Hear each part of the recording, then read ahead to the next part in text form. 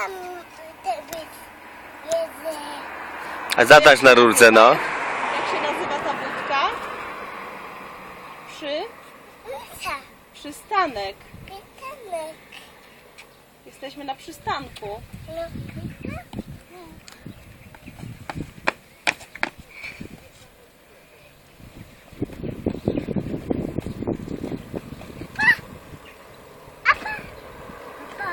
Ciekawe, czy tu jakiś parking zrobią, co? Dla taksówek.